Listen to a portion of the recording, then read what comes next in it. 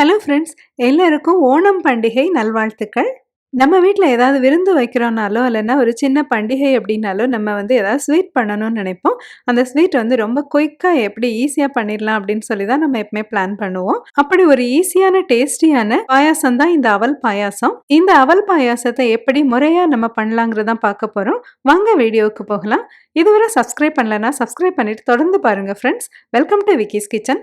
நாம இன்னைக்கு செய்ய போறது ஒரு சின்ன குவான்டிட்டி தான். இது வந்து 4 பேருக்கு போதுமானதா இருக்கும்.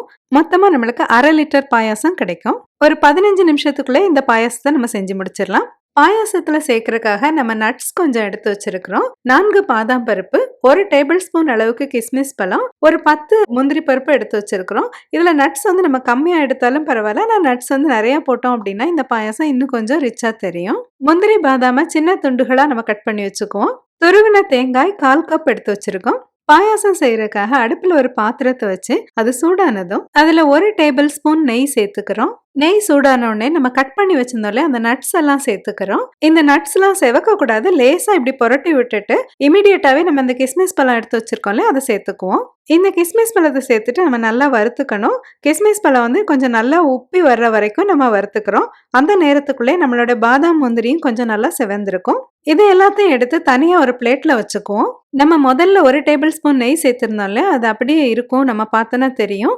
நம்ம இந்த நட்ஸை மட்டும் எடுத்திருக்கோம். அந்த நெய் அப்படியே மீதமா இருக்கு. இதுல நம்ம அவலை வறுத்துக்க போறோம். இந்த அவல் பாயாசம் செய்யறதுக்காக நம்ம மெல்லிசான வெள்ளை அவல் எடுத்திருக்கிறோம். இந்த மெல்லிசான வெள்ளை அவல் வந்து சீக்கிரமா வெந்துருங்கிறதுக்காக நம்ம இந்த ரெசிபியில யூஸ் பண்றோம். ஏன்னா இது ரொம்ப குயிக்கா பண்ணக்கூடிய ஒரு பாயாசம். ஆனா இதுக்கு பதிலா நம்ம திக்கான சிவப்பு அவலோ இல்லைன்னா வெள்ளை அவல்லே கொஞ்சம் தடிமனா இருக்கிறது கூட யூஸ் பண்ணிக்கலாம். இப்ப தீயை நல்லா கம்மி பண்ணி வச்சுட்டு அதே பாத்திரத்திலே நம்ம 1/2 கப் அவல் சேர்த்துக்கிறோம். இந்த 1/2 கப் அவல் போதும். இதுக்கே நம்மளுக்கு ஓரளவு நல்ல குவான்டிட்டி பாயாசம் கிடைக்கும். இந்த அவலை வந்து நம்ம கைவிடாம நல்லா வறுத்துக்கணும். அவல் கலர் மாறக்கூடாது. ஆனா கொஞ்சம் கிறிஸ்பா இருக்க மாதிரி ஒரு சலசலன்னு ஒரு சவுண்ட் வர்ற வரைக்கும் நம்ம வறுத்துக்கணும். இதுக்கு ஒரு 2 நிமிஷம் தாங்க ஆகும். அதுக்குள்ளே நம்மளுக்கு அவல் நல்லா வறுபட்டுரும். இப்ப அவல் நல்லா வறுபட்டுருச்சு. இது கூட நம்ம 1/4 கப் தேங்காய் பூ சேர்த்துக்கிறோம். தேங்காய் பூ சேர்த்துட்டு கொஞ்சம் நல்லா வறுத்துக்கணும். இதுவும் நிறம் மாறிடக்கூடாது. ஆனா கொஞ்சம் நல்லா வாசம் வர்ற வரைக்கும் நம்ம வறுத்துக்கணும். கேரளாவோட ஸ்பெஷல் ரெசிபிஸ் எல்லாத்துலயுமே பார்த்தோம்னா நம்மளுக்கு இந்த மாதிரி தேங்காயோட ஃப்ளேவர் நல்லா இப்படி தூக்கலா வரும். இப்படி 1 நிமிஷம் மட்டுமே நம்ம வறுத்தா போதும். இந்த பாயாசத்துல தேங்காய் பால் சேர்த்தும் செய்வாங்க. இல்லைன்னா பசும்பால் சேர்த்தும் செய்வாங்க. நம்ம வந்து பசும்பால் சேர்த்து தான் செய்ய போறோம். நம்ம வந்து இதுக்காக 2 கப் பசும்பால் எடுத்திருக்கிறோம். இந்த பால் வந்து 400 ml இருந்தது. இந்த பாலை நம்ம வறுத்து வச்சிருந்தோம்ல அந்த அவல் தேங்காய் இது கூட சேர்த்துக்கிறோம்.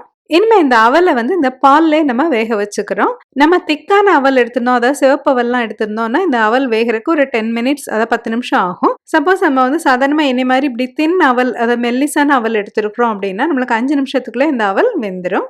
இந்த பாயசத்தை நம்ம செஞ்சுட்டு இருக்கும்போதே அந்த தண்ணிலாம் வத்தின மாதிரி இருந்துச்சு அப்படின்னா நம்ம இன்னும் கொஞ்சம் பால் ஆட் பண்ணிக்கலாம். அவல் கம்ப்ளீட்டா நல்லா வெந்துருச்சா அப்படின்னு செக் பண்ணிட்டு தான் நம்ம அதுல சீனி சேர்க்கணும். நம்ம இந்த அவல் வேகாம அது கூட சீனி சேர்த்துட்டோம் அப்படின்னா அதுக்கப்புறம் அவல் வேகாது. அதோட வந்து அது வேகிறது ஸ்டாப் ஆயிடும். இப்ப நம்மளுக்கு அவல் நல்லா கம்ப்ளீட்டா வெந்துருச்சு. ஆனா அது வந்து ஒவ்வொரு பீஸும் தனித்தனியா இருக்கிற மாதிரி தெரியணும். அந்த மாதிரி வேகணும். ரொம்ப குழஞ்சிடக்கூடாது. இது கூட நம்ம 1/2 கப் சீனி சேர்த்துக்கிறோம். நம்ம வெள்ளை சர்க்கரை சேர்த்துருக்கோம்ல, இந்த மாதிரி ஒயிட் சுகருக்கு பதிலா நம்ம ப்ரௌன் சுகரும் சேர்த்துக்கலாம். இல்லைன்னா வெல்லம் கூட சேர்த்துப்பாங்க. வெல்லம் சேர்த்த பிறகு நம்ம அதை கொதிக்க விடக்கூடாது. வெல்லம் சேர்த்த பிறகு கொதிக்க விட்டோம் அப்படின்னா பால் திரிஞ்சிரும். இப்படி வெள்ளை சர்க்கரையில இந்த அவல் பாயாசம் பண்றதுங்கிறது கொஞ்சம் ட்ரெடிஷ்னலா நம்ம கேரளா பக்கம் பார்க்க முடியும். இனிமே இது கூட நம்ம வறுத்து வச்சிருந்தாலே அந்த நட்ஸ் அந்த ரைசின் எல்லாத்தையும் சேர்த்துக்கிறோம். சீனி நல்லா கரைஞ்சிட்டு ஒரு கொதி வந்த பிறகு அது கூட 1/4 டீஸ்பூன் ஏலக்காய் பொடி சேர்த்துட்டு ஆஃப் பண்ணிடலாம். நம்மளோட ஈஸியான டேஸ்டியான அவல் பாயாசம் ரெடி ஆயிடுச்சு. வாங்க சாப்பிடலாம். அதிகம் பிளானிங்லாம் இல்லாம நம்ம வீட்டில் உள்ள பொருட்களை வச்சு எப்படி ஈஸியா குயிக்கா ரொம்ப டேஸ்டியா ஒரு பாயாசம் பண்ணிடலான்னு பார்த்தோமா. இந்த வீடியோ உங்களுக்குலாம் ரொம்ப பிடிச்சிருக்கும்னு நினைக்கிறேன். அவசியம் லைக் பண்ணுங்க, ஷேர் பண்ணுங்க. நம்மளோட விக்கிஸ் கிச்சன் சேனல் சப்ஸ்கிரைப் பண்ணிக்கோங்க. மறுபடியும் இது மாதிரி ஒரு இன்ட்ரெஸ்டிங்கான வீடியோ எடுத்து உங்களை சந்திக்கிறேன். Until then, take care. See you.